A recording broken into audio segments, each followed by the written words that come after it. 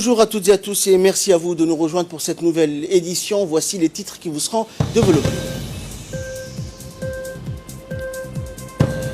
Réunion de haut niveau entre le gouvernement djiboutien et l'agence de coopération japonaise, la JICA. Et aux États-Unis, donc tension maximale entre Washington et Téhéran. Merci à vous de nous rejoindre pour débuter cette édition. Donc nous allons commencer avec du sport. Après la finale de la Coupe de Djibouti remportée par l'équipe d'Arta Solar au tir au but, place à la cérémonie de remise des trophées. L'équipe de Hayablé, donc féminine, a reçu du main du chef de l'État des médailles et un chèque de 500 000 francs de notre pays. Et les gagnants de la Coupe féminine, les forces armées djiboutiennes, ont eu droit à une coupe et à un chèque d'1 million de nos francs. Et enfin, la Coupe de Djibouti masculine est revenue donc à l'équipe de la gendarmerie qui a reçu une coupe et un chèque d'1 million de nos francs des mains toujours du chef de l'État. Et enfin, les vainqueurs de cette finale de la Coupe de Djibouti, Arta Solar, ont reçu donc un trophée, une coupe notamment et un chèque de 2 millions de nos francs.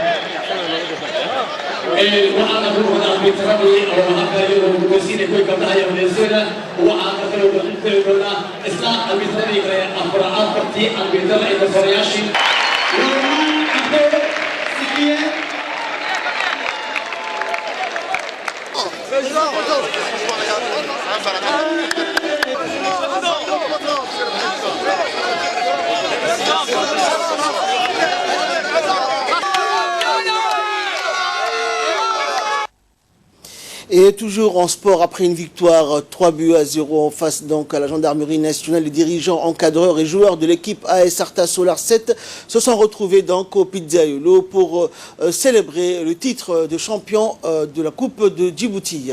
Ainsi donc hier soir, lors de la finale organisée sous l'égide du président de la République, l'AS Arta Solar 7 a réalisé des performances incroyables en remportant pour la première fois la Coupe de Djibouti.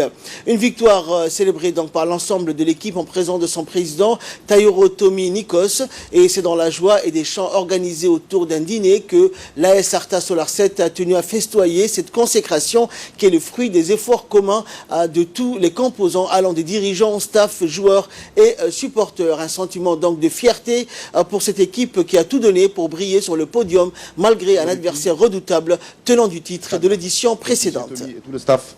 Merci encore. Je pense que c'est à travers des sacrifices qu'on parvient à arriver à certains résultats. Donc vous vous êtes beaucoup donné, beaucoup investi. Et si aujourd'hui, et en championnat et en coupe, on a été respecté, c'est parce que tout simplement vous avez été très très bon. Bravo les jeunes.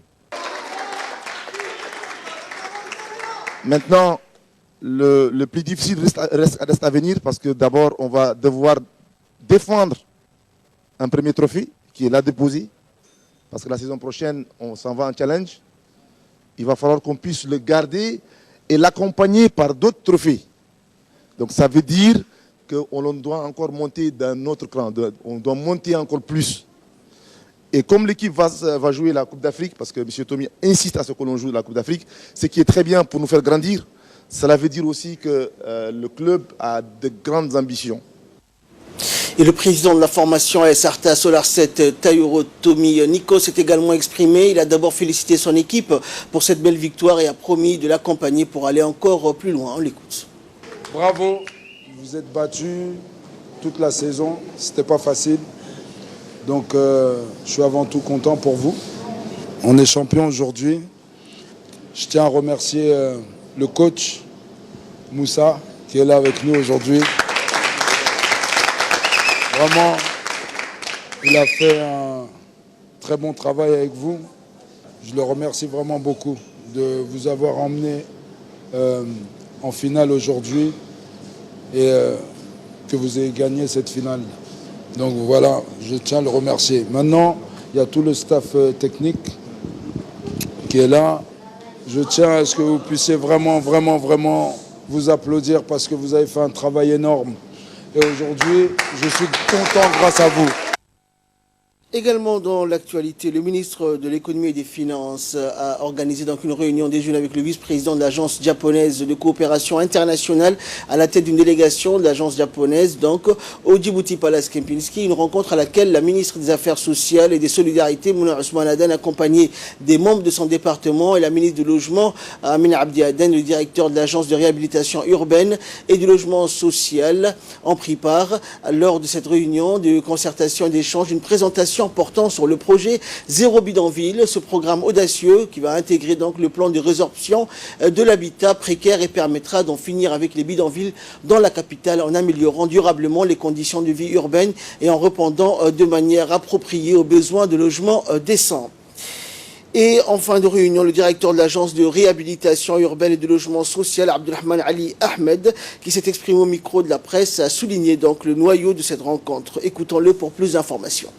Je pense que c'était vraiment une réunion, d'abord surtout une réunion d'échange et de concertation.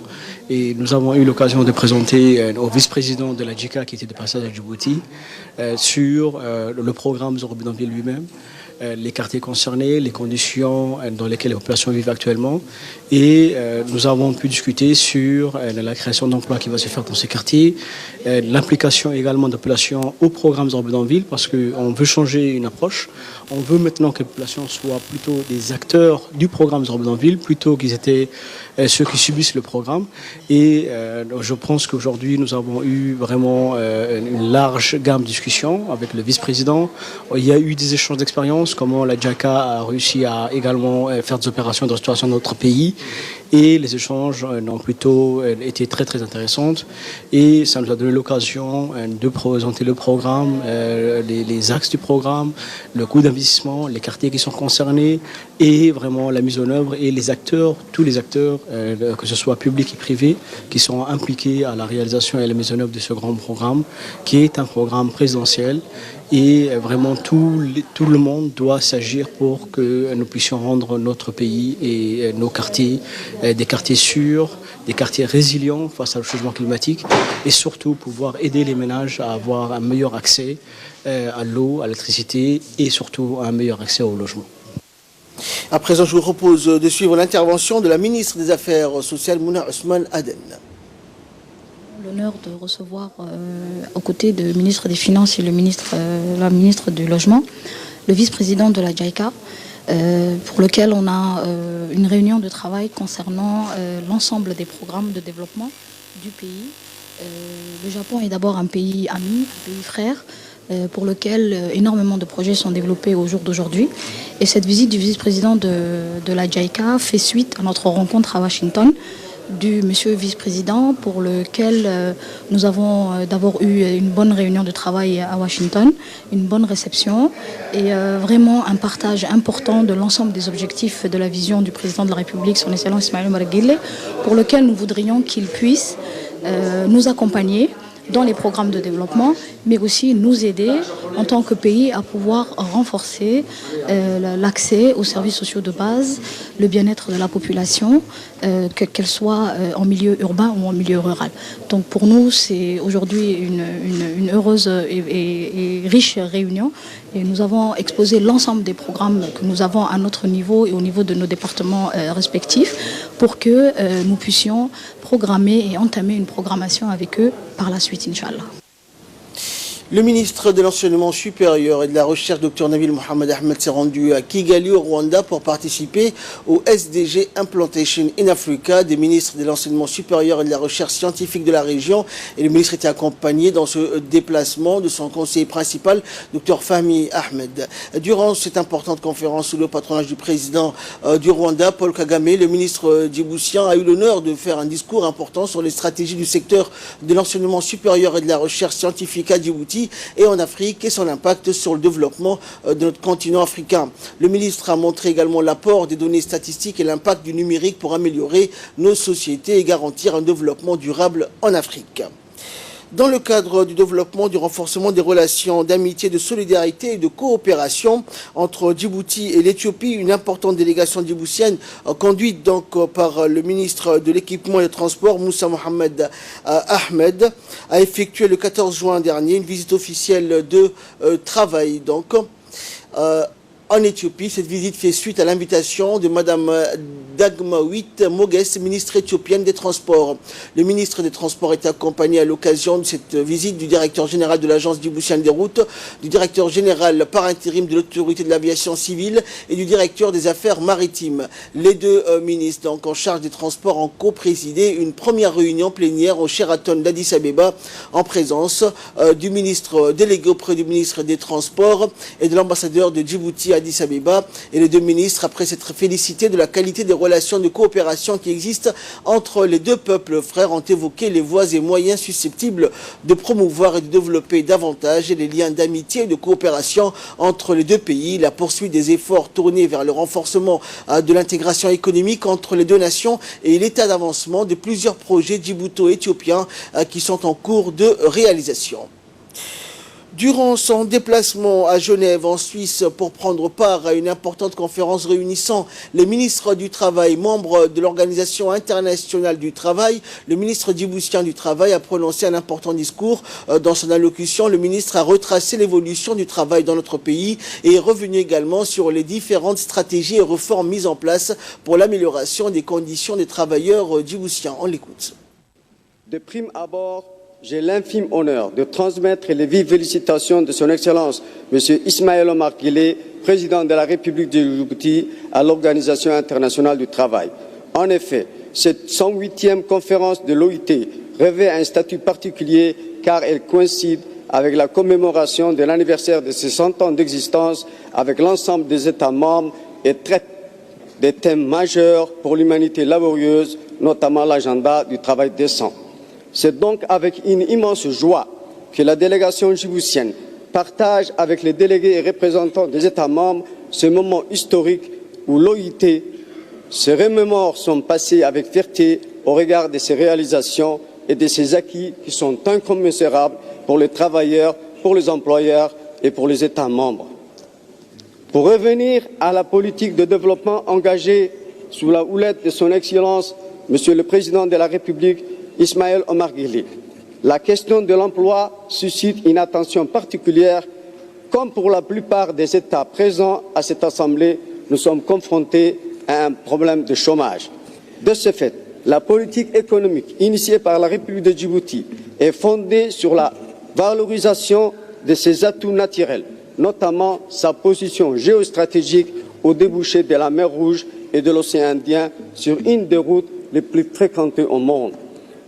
Dans cette optique, le pays mise sur les activités portières, les nouvelles technologies de la communication, le développement d'un système multimodal de transport ainsi que les activités connexes comme les zones franches pour créer l'emploi.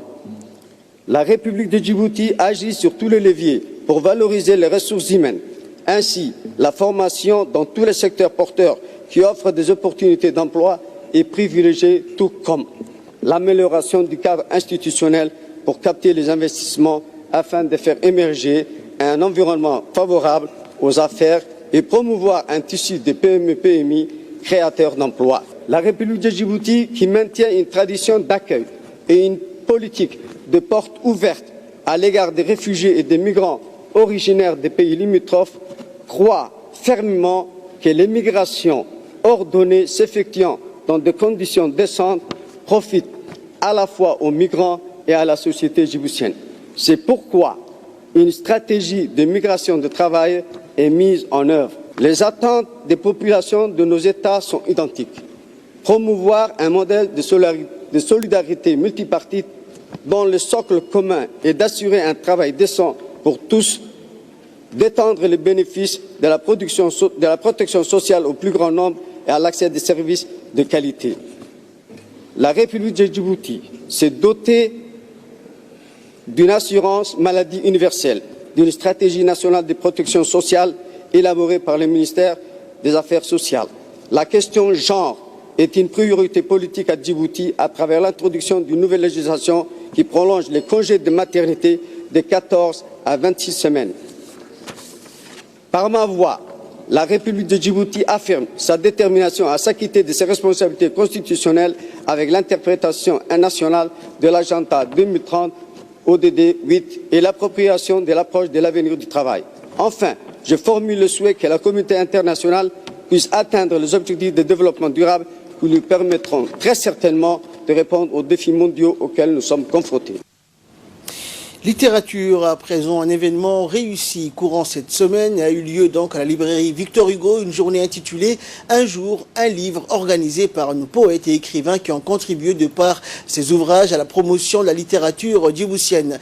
Il s'agit à travers cette rencontre de mettre en place une dynamique de réflexion susceptible de contribuer à l'éclosion de la littérature djiboutienne. L'objectif de l'événement est de donner à chacun l'occasion de nous lire leur parcours et expériences et d'où est née la passion d'écrire, cette envie de nous chanter à travers ces poèmes, un mode de vie djiboutien, une vécu et une histoire. Nous mettre en contact avec le monde environnant et susciter en nous cette envie de laisser une empreinte dans cette vie qui stimule et fascine à la fois, qui est le rôle même d'un écrivain. C'est un recueil de poèmes, c'est un recueil de nouvelles très très important. Donc il nous apprend quelque chose. Il a parlé par exemple de l'évacuation, hein, qui est très difficile. En tant que femme, ça m'a vraiment touchée. Voilà, ça m'a touchée de savoir que des femmes qui vont accoucher n'ont pas toutes les structures nécessaires de les faire chez elles. Page nécrologie, donc pour clore l'actualité nationale, c'est avec émotion et grande tristesse qu'on a appris le décès de Hussein Heldid Sigad, chef de village et chef coutumier de la localité de Assamou. Défunt donc est décédé aujourd'hui vers 4 h du matin à Assamou. Le défunt est né en 1929 à Assamou. Il était chef de village de cette localité depuis 1960. Le défunt laisse derrière lui 2 veuves, 3 enfants et plusieurs petits-enfants et arrière-petits-enfants. Feu Hussein Heldid Sigad était une grande figure et régional de la région donc d'Ali Sabié. Nous prions donc le Tout-Puissant et Miséricordieux d'avoir pitié de son âme et de l'accueillir dans son paradis éternel. Inna lillahi wa inna ilayhi raji'un. En nouvelle du monde à présent, décision en 2020 sur l'éventuelle extradition de Jacques Assange vers les États-Unis. Un peu de répit donc pour Julian Assange. C'est en février 2020 que la justice britannique statuera sur son éventuelle extradition vers les États-Unis. Ainsi, on a décidé donc hier, un juge du tribunal londonien de Westminster, une audience de 5 jours aura lieu en février, probablement à partir du 24 février, a précisé un porte-parole du parquet. Les États-Unis reprochent à Julian Assange d'avoir mis en danger certaines de leurs sources au moment de la diffusion en 2010 par Wikileaks de 250 000 câbles diplomatiques et d'environ 500 000 documents confidentiels portant sur les activités de l'armée américaine en Irak et en Afghanistan. Il l'accuse également d'avoir comploté avec Kelsey Manning à l'origine de cette fuite sans précédent. Julian Assange est soupçonné d'avoir aidé et incité cet ex-analyste militaire à obtenir des informations confidentielles en sachant qu'elles pouvaient être utilisées au détriment des États-Unis et à l'avantage d'une nation étrangère, a déclaré fin mai le ministère américain de la Justice, révélant 17 nouveaux chefs d'inculpation. Tension maximale entre les États-Unis et Téhéran. Jusqu'où iront les tensions entre les États-Unis et l'Iran? Et donc, sur ces images, une épaisse colonne de fumée noire s'élève d'un des 2 navires, un Norvégien et un Japonais, tous les 2 cibles d'une attaque en mer d'Oman. Cet incident survient près d'1 mois après que 4 navires ont été attaqués au large des Émirats Arabes Unis, acte pour lequel Téhéran était montré du doigt par Washington. Sans détour, les États-Unis ont de nouveau accusé l'Iran d'être responsable des attaques de jeudi. Mike Pompeo, secrétaire d'État américain, a indiqué le gouvernement des États-Unis estime que la République islamique d'Iran est responsable des attaques en mer d'Oman. Pour les États-Unis, ces actes représentent une menace claire pour la paix et la sécurité internationale, une attaque flagrante contre la liberté de navigation. La République islamique a balayé ces accusations tout en menaçant de s'affranchir de certaines restrictions de son programme nucléaire, une montée de tension qui survient dans un contexte déjà brûlant entre les 2 pays après la décision de Donald Trump de se retirer de l'accord sur le nucléaire iranien il y a 1 an. Et enfin, une vague de chaleur a fait 4 morts dans un train en Inde. Et donc 4 passagers d'un train ont succombé à la chaleur extrême dans le nord de l'Inde qui suffoque donc ces dernières semaines avec des températures atteignant régulièrement entre 45 et 50 degrés Celsius. C'est ce qu'ont rapporté mardi les autorités ferroviaires et un témoin.